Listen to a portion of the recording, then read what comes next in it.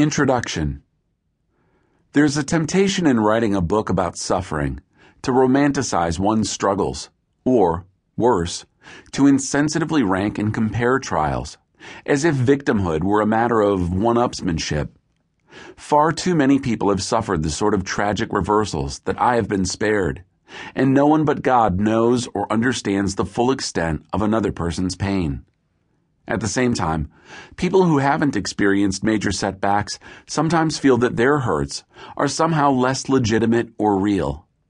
The English poet T.S. Eliot once wrote, "All cases are unique and very similar to others."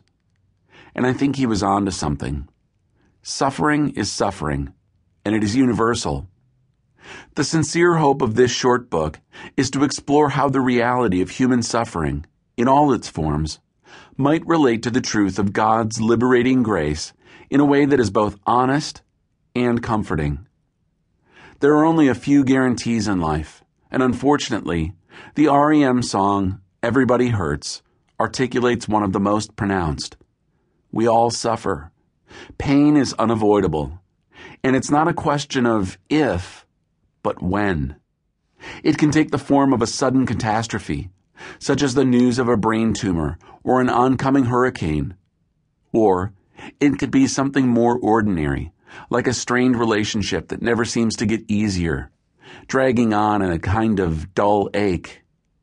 There are physical sources of suffering, of course, and there are emotional sources. Sometimes they are one and the same. Sometimes the source is obvious, and sometimes it is hidden, such as the slow-boiling anxiety or depression that haunts us even in our happiest moments. In fact, for some of us, pain has become such a pervasive fact of daily life that we've grown numb to it. Others feel it more acutely, doing whatever they can to alleviate the feeling by means of self-medication. Whatever your experience, whatever variety of pain you're most familiar with, the truth remains. Each of us suffers in some way, every single day. Sadly, the ways in which we cope with pain, loss, and tragedy often make the problems worse.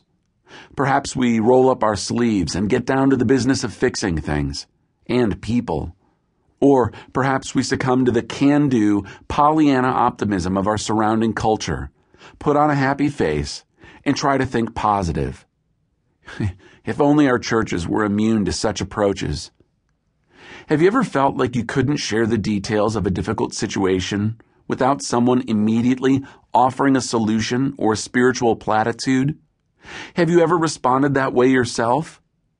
The required cheerfulness that characterizes many of our churches produces a suffocating environment of pat, religious answers to the painful, complex questions that riddle the lives of hurting people.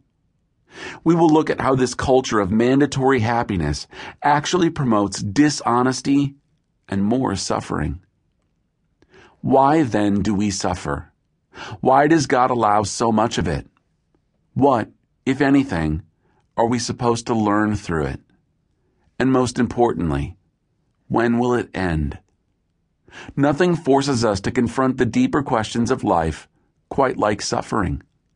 Nothing makes us face the gnawing emptiness inside more nakedly. Nothing confirms our suspicion more powerfully that this is not how things are supposed to be. Naturally, philosophers and theologians have wrestled with the implications of suffering throughout the ages. They have asked, as we do, what suffering means, what it says about human beings and reality in general. In my book, Jesus plus nothing equals everything, I touched at some length on the everythingness inside every man and woman that begs to be met, the ravenous appetite that we all seek to fill, often via destructive and self-destructive behavior. In the 4th century, Augustine of Hippo captured this internal void in his Confessions by wisely observing, "You have made us for yourself, and our hearts are restless until they find their rest in you."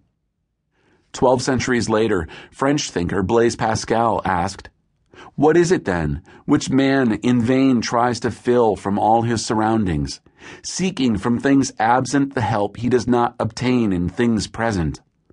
But these are all inadequate, because the infinite abyss can only be filled by an infinite and immutable object, that is to say, only by God himself. Later still, that inimitable English professor C.S. Lewis wrote, "If I find in myself a desire which no experience in this world can satisfy, the most probable explanation is that I was made for another world." In other words, this side of heaven, suffering often points to a deeper reality, an indicator of both personal and cosmic discord.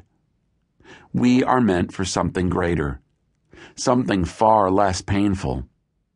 Of course, understanding the root and inevitability of pain is rarely enough to alleviate or reduce it.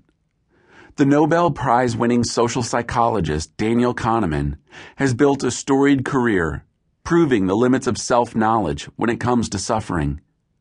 Even when we know where the hurt is coming from, we tend to respond in one of two ways. We moralize or we minimize.